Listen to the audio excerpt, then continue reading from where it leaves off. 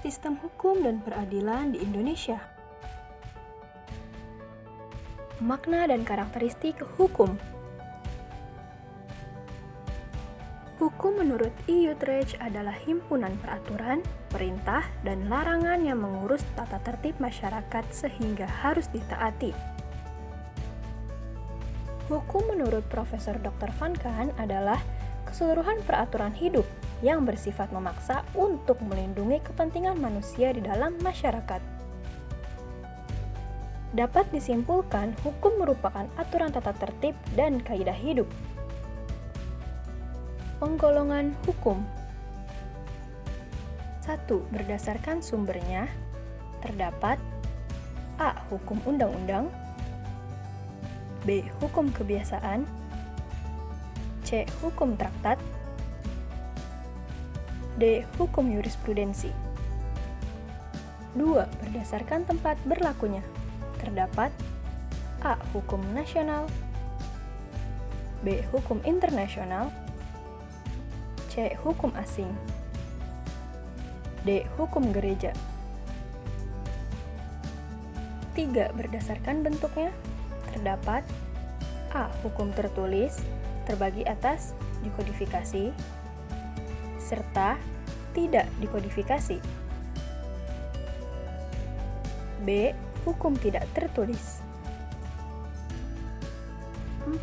Berdasarkan waktu berlakunya, terdapat A.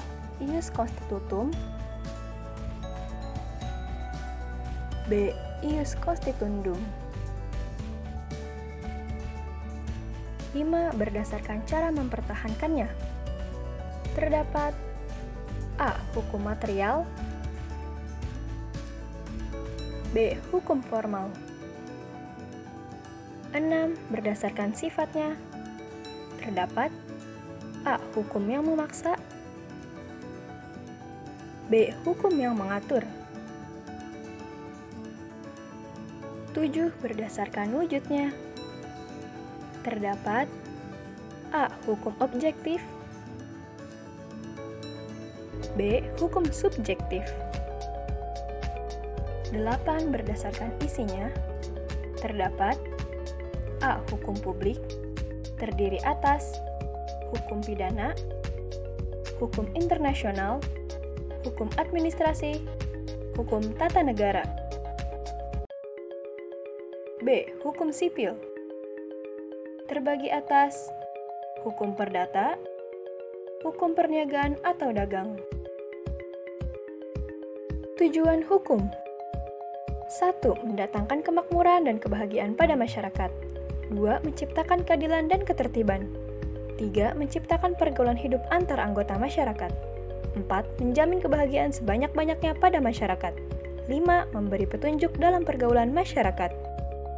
Tata hukum Indonesia. Tata hukum merupakan hukum positif atau hukum yang berlaku di suatu negara. Tata hukum bertujuan untuk mempertahankan, memelihara, dan melaksanakan tertib hukum bagi masyarakat suatu negara dapat dicapai ketertiban dari negara tersebut.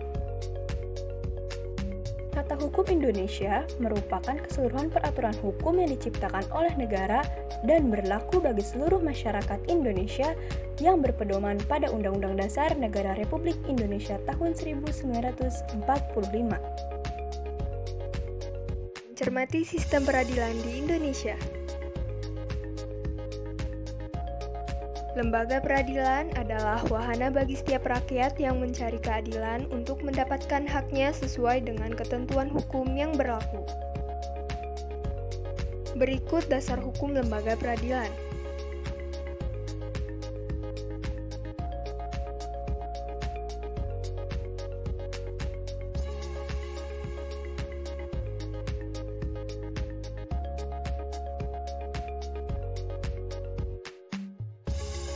Klasifikasi lembaga peradilan.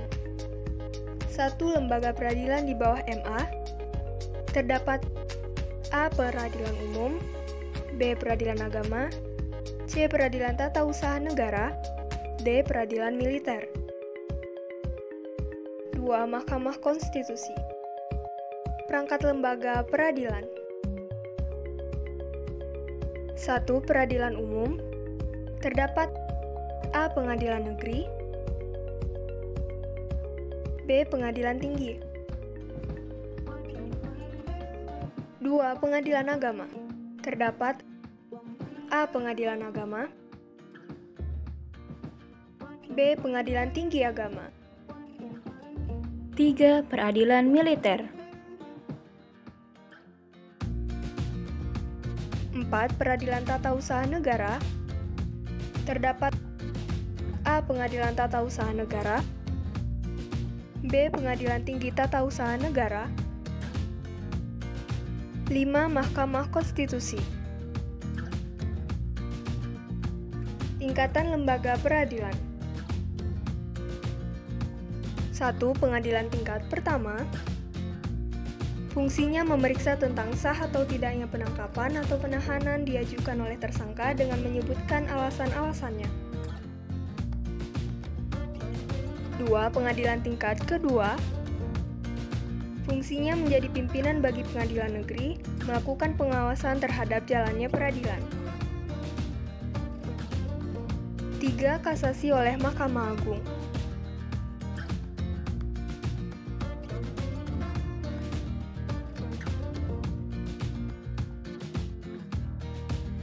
Peran lembaga peradilan.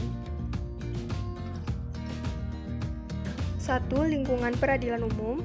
Terdapat A. Pengadilan negeri, B. Pengadilan tinggi, C. Mahkamah Agung. 2. Lingkungan peradilan tata usaha negara. 3. Lingkungan peradilan agama. 4. Lingkungan peradilan militer. 5. Mahkamah Konstitusi. Menampilkan sikap yang sesuai dengan hukum. Perilaku yang sesuai dengan hukum. 1. Mematuhi perintah orang tua.